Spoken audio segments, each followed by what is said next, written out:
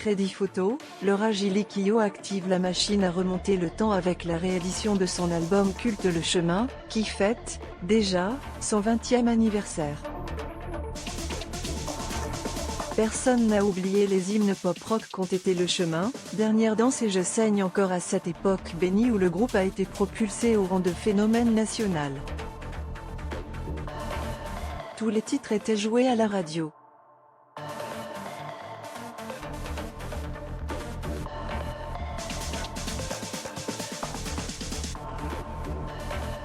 On aurait pu faire tout l'album comme ça. C'est là que tu sens que le truc dépasse un peu tout ce qu'on avait imaginé.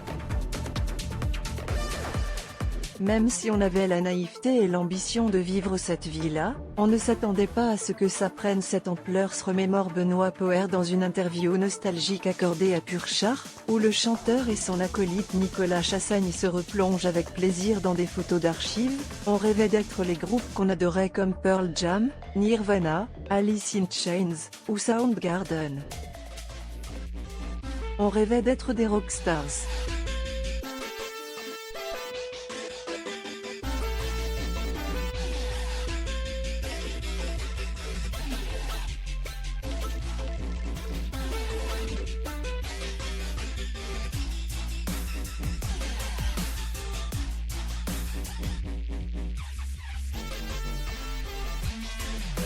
Le player Dailymotion est en train de se charger.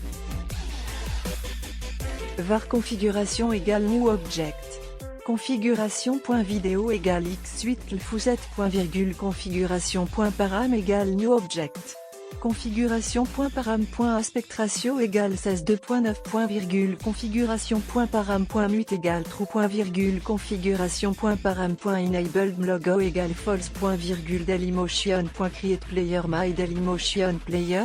Configuration, on était assez jeunes. Avant d'accéder à la gloire en 2003, Kyo a toutefois traversé des chemins semés d'embûches.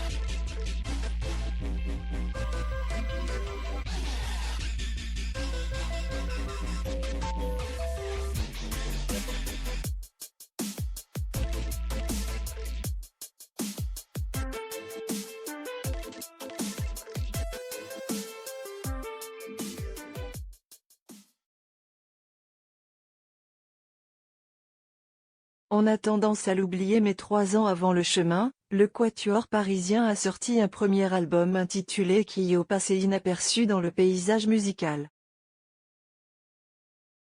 Ce projet, distribué par Zomba Records, a véritablement connu une jeunesse compliquée. On était assez jeunes, on a signé très vite chez un éditeur et on a signé très vite sur une maison de disques. Mais on s'est quand même fait virer 3 fois avant de sortir le premier album.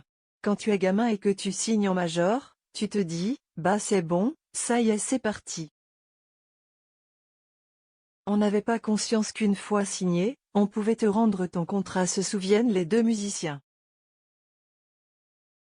Il y a des textes qui ne sont pas ouf. Ce premier opus, qui posera la première pierre d'une carrière fructueuse, est souvent occulté des mémoires, alors que certains titres comme Mes racines et mes ailes ou la ballade C'est ma faute préfigurent déjà le potentiel de la bande.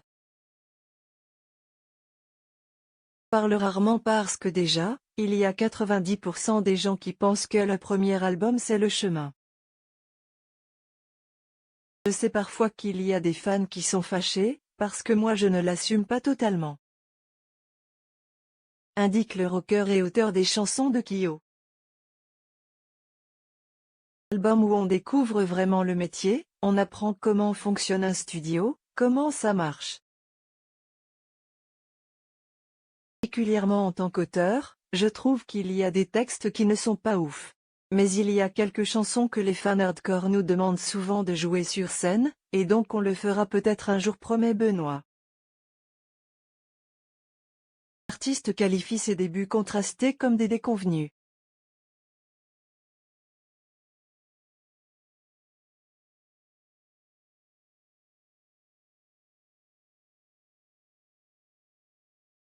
Cet album est sorti un peu dans l'anonymat.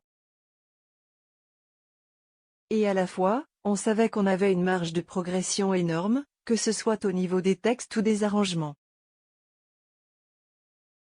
Je pense qu'on n'était pas prêt, tout simplement, analyse-t-il avec le recul. Pour le groupe, l'échec de Kyo a finalement été une source de motivation. On n'a pas eu peur et on ne s'est pas dit « c'est foutu, c'est trop dur ». Au contraire, on va bosser plus et ça va le faire. 4 amis d'enfance étaient d'autant plus déterminés qu'à l'époque, chacun bénéficiait du soutien de sa famille. Et encore chez nos parents, on avait un toit, on ne se faisait pas trop de soucis. On voyait bien les erreurs qu'on avait faites et tout ce qu'on avait envie de faire différemment, assure Nicolas Chassagne. Le reste appartient à